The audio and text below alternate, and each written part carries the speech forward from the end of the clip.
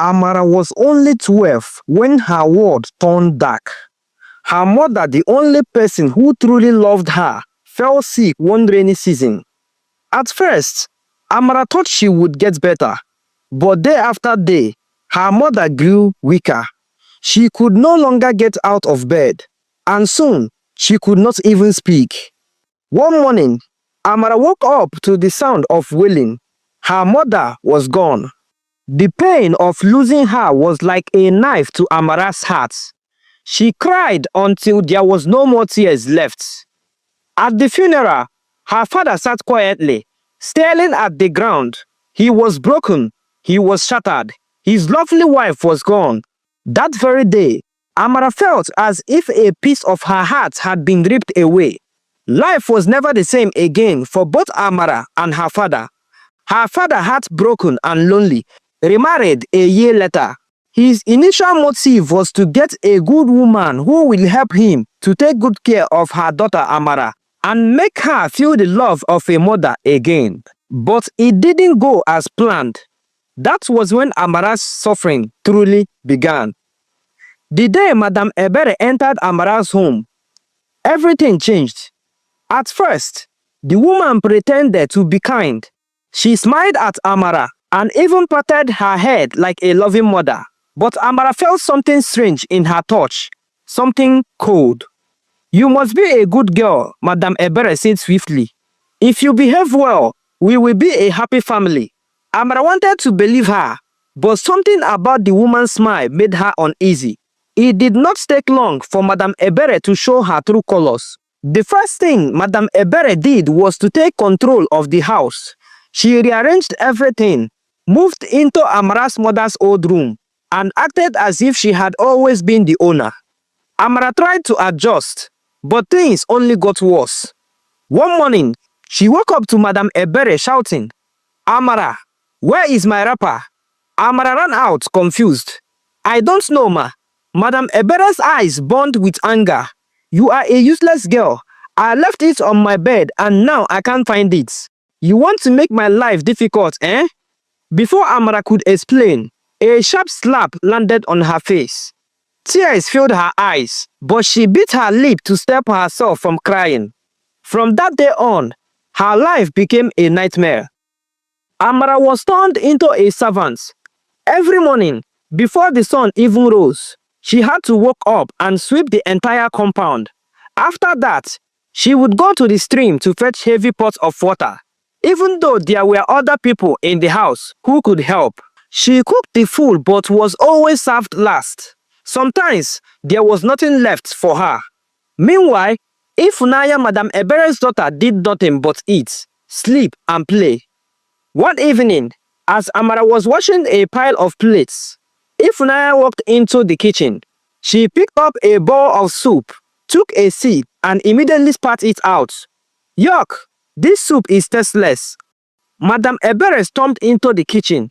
"Amara, what kind of nonsense food did you cook?" Amara trembled. "I cooked it the way I always do." Another slap. "From now on, you will not eat unless the food is perfect," Madame Ebere declared. Amara watched as the food she spent hours cooking was thrown away. That night, she went to bed hungry. The worst part of it all was that her father did nothing. At first, Amara believed he would protect her, but he only sighed whenever she complained. "Just obey your stepmother," he muttered. "She is your mother now." Amara wanted to scream. How could he call this woman her mother? Her real mother had been gentle and loving. She never raised her voice, never raised her hand. But this new woman was a stranger who had stolen her home. One night, as Amara lay in her small mat on the floor, she cried silently. She missed her mother. She missed the way things used to be. She wished more than anything that she could wake up and find out that this was all a bad dream. But it was not a dream, and the worst was yet to come. The maltreatment continued, that every day Amara would pray and wish that she can't wait to leave that house before her stepmother skins her alive. As God may have it, when she was just 18, it's as if her prayer was answered, even though it was not in the way anyone would wish. One evening, Amara was in the kitchen washing plates when she heard Madame Ebere laughing loudly in the sitting room. "My dear husband," Madame Ebere said sweetly, "I have wonderful news." Amara froze. Whenever Madame Ebere spoke in that sweet voice, it meant trouble. She peeked through the doorway and saw her father sitting in his usual chair, looking tired. "What is the news?" he asked. Madame Ebere grinned. "Ifunanya, our beloved daughter, have brought a man home. The young man's name is James. He is a billionaire business mogul in the city. He will marry our daughter Ifunanya. In fact, Ifunanya is already 3 months pregnant for Mr. James. I told her to get pregnant for him, to grip him so that we don't lose him to another woman.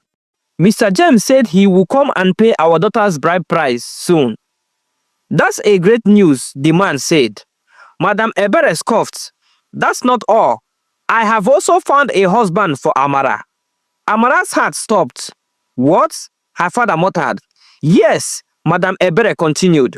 "There is a friend of mine that told me about a man named Mr. Okafor. He is a bus driver and he is looking for a young bride. He has agreed to marry Amara. Even though he is a bit old, but it doesn't matter. He's just 45. Age is nothing but a number. I think Amara needs such a man that will tolerate her stupidity. In fact, I have it all planned out. Amara will first of all have her small wedding with Mr. Okafor. Then thereafter, our daughter Ifunanya and James, the business mogul, will have their grand wedding that will shake the whole village." Amara stepped forward, her voice shaking. "I don't want to marry anyone old enough to be my father. 45 years is almost thrice my age." Madame Ebere's face darkened. "Who asked for your opinion?" She turned back to Amara's father. "You know we don't have much money. This marriage will lessen burden on our heads."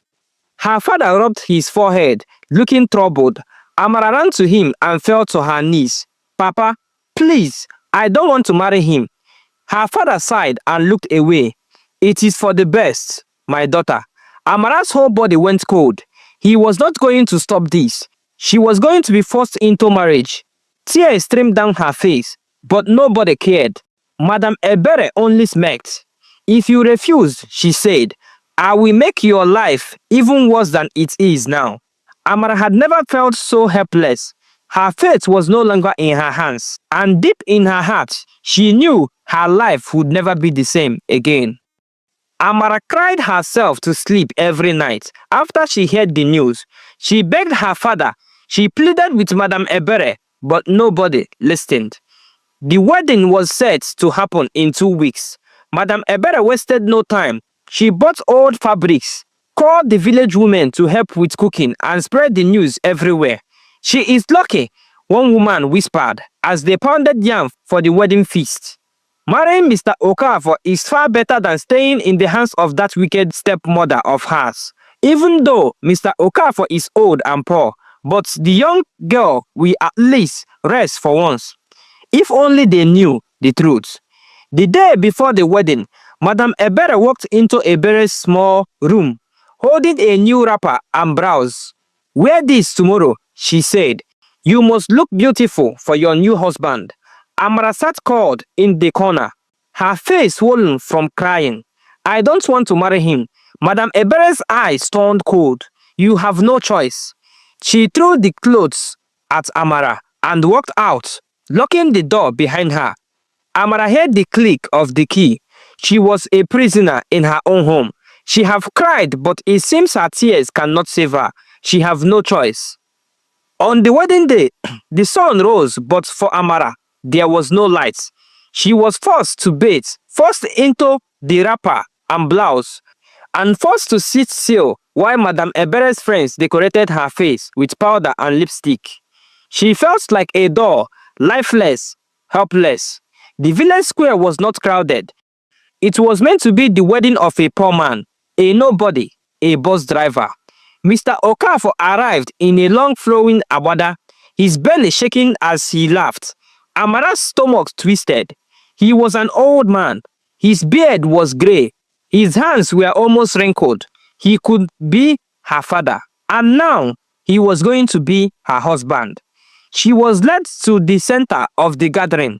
Her hands trembled as she held a wooden cup of palm wine. Tradition demanded that she find her husband among the guests and give him the drink. Slowly, she walked past the smiling men, her heart pounding. She saw the young man, Ebuka, who had once asked for her hand in marriage. He looked at her with pity.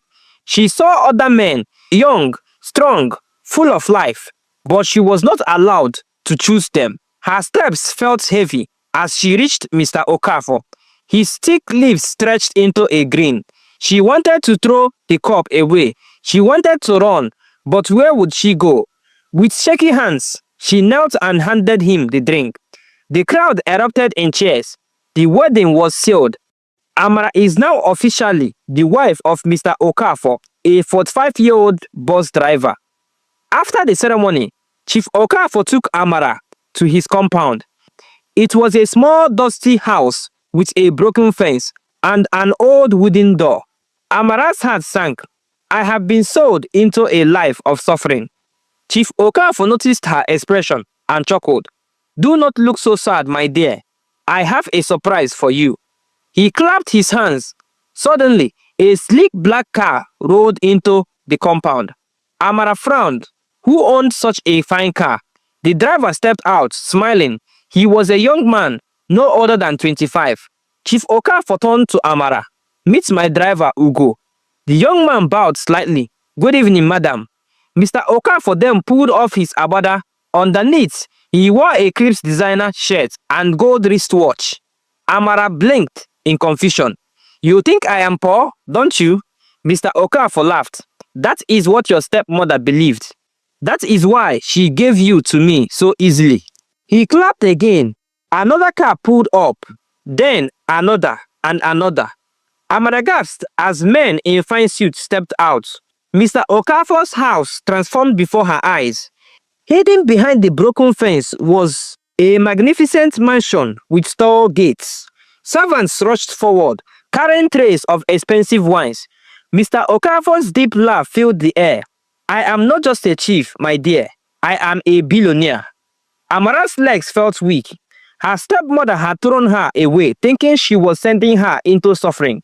But in her greed, she had unknowingly married her stepdaughter to one of the richest men in the land.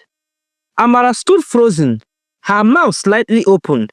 A few minutes ago, she thought she had been sold into suffering. Now, she was standing in the grand courtyard of a hidden mansion surrounded by luxury. Chief Okafor turned to her with a smile. You look surprised, my dear wife. She struggled to speak, but everyone said you were poor.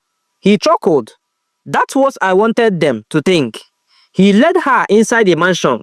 The walls were decorated with golden frames. The floors were polished like glass. Servants moved swiftly, bowing as they passed. Sit, he gestured to a grand leather chair. Let me tell you a story. I was once a poor man, Chief Okafor began, pouring himself a drink.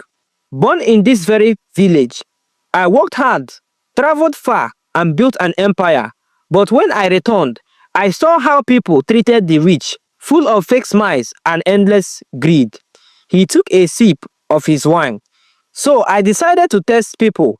I let the village believe I was poor, lonely, and old. His eyes twinkled with amusement. And guess what? Your stepmother, Madame Ebere, was the first to throw you into my hands. I have asked and I heard you are a very good girl. Amara clenched her fist. Her heart burned with anger. Her stepmother had been so desperate to get rid of her that she never bothered to know the truth. Madame Ebere had given her away like a worthless object, only to a man far more powerful than she could ever imagine. Back in the village, Madame Ebere was in high spirits. She had just married Amara off to a poor man and married her own daughter to a rich man. And to her, it was a great victory. Now, there will be one less mouth to feed, she boasted to her friends. Then, news spread like wildfire. A trader returned from the city and spoke of a certain Chief Okafor, a billionaire, a business tycoon, a man of great wealth. He has mansion in Lagos and Abuja. The trader said he owns companies in different countries. Madam Ebere's smile vanished. Which Okafor are you talking about? She asked. The same one who just married Amara, the trader replied. Didn't you know? He only pretends to be poor to test people. Madam Ebere's face turned pale. Her hands shook. It's impossible, Madam Ebere said. You came here to pull my legs. I am sure Amara bribed you to come here to try to make me feel bad. But you won't succeed. I know Mr. Okafor is just a bus driver. How can a billionaire be a bus driver? My own daughter married a billionaire. Didn't you see the huge car my daughter's husband, James, drive? Very soon, he will come and take me to the city to live with him and my daughter. Madam Ebere doubted it. She needed to see with her 2 eyes to confirm. Back in the mansion, Amara stared at her husband, still trying to process everything. She still couldn't believe everything was real. She had spent days crying, begging, thinking her life was over, but fate had played a trick on everyone. Chief Okafor leaned back in his chair. Now, tell me, my dear wife, what do you think about all this? Amara didn't know what to say. For the first time, she had power. For the first time, her stepmother could not control her. She thought about running back to the village, screaming at Madam Ebere, rubbing her wealth in her face. But a small voice inside her whispered, revenge is not the answer. So instead, she smiled and said, I think life is full of surprises. Chief Okafor laughed. Indeed, it is.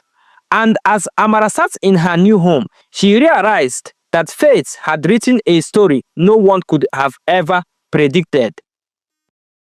In the village, Madam Ebere had not slept all night. She paced back and forth in her hut, her hands shaking. How? How could this happen? She whispered to herself. She had thought she was clever. She had thought she was punishing Amara by marrying her off to an old poor man. Now, the whole village was talking about it. Women whispered behind her back. Men laughed at her foolishness.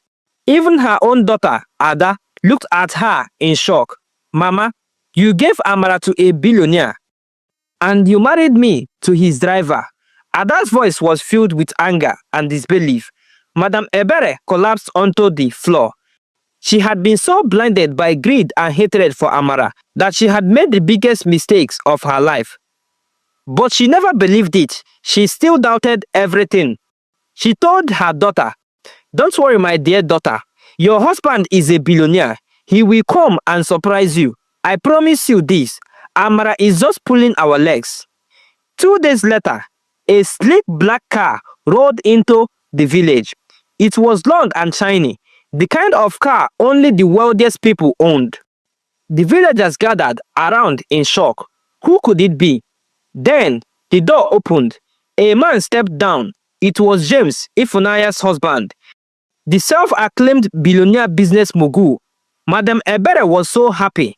She smiled. She called her daughter Ifunaya and said, look at your husband. Your billionaire husband is here to make us proud.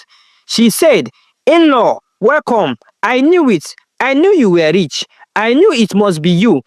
Amara's old bus driver poor husband would never afford such a huge convoy. When I saw the convoy coming in, I knew it must be you. They said you are poor, but I knew it's a lie. Madam Ebere tried to mock the villagers because of her rich in-law, but something unimaginable happened. James went to the back door and opened the car owner door, and Amara stepped out. She was dressed in the finest silk wrapper, her hair neatly styled, her skin glowing. She looked like a queen. Gasps filled the air. That's Amara, someone whispered. But she was married off to the old poor man. How then would she be in the back of the car as the car owner? Madam Ebere could not believe her eyes. Well, maybe James only decided to give Amara a lift as a sister-in-law on his way coming. But James said something that would shock the whole village.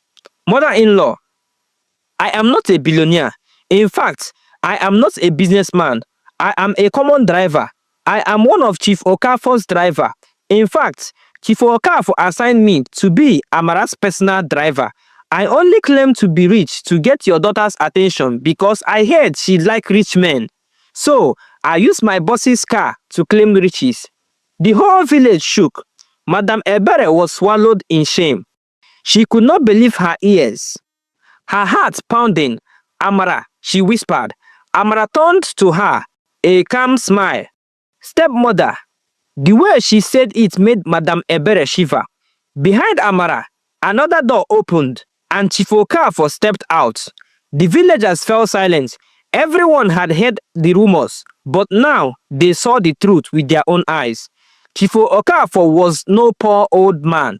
He was a billionaire. Madame Ebere fell to her knees. Amara, my daughter, she cried. Forgive me. I didn't know. I thought I was doing what was best. Amara stared at her. Best? She had stabbed her, beaten her, forced her into marriage. And now, because she had married a rich man, she suddenly wanted to act like a loving mother. Amara took a deep breath. You never treated me like a daughter, she said softly. So don't call me one now. The villagers gasped. Tears streamed down Madame Ebere's face. Please, I have learned my lesson. But Amara only shook her head. This is the life you chose, she said. Now, live with it. Then she turned and walked back to the car, leaving her stepmother sobbing in the dust. As the car drove away, Amara stared out of the window. She had spent years suffering in silence. Now, she had power. But the greatest power of all was knowing she didn't need revenge. Her stepmother had destroyed herself with her own greed. Now,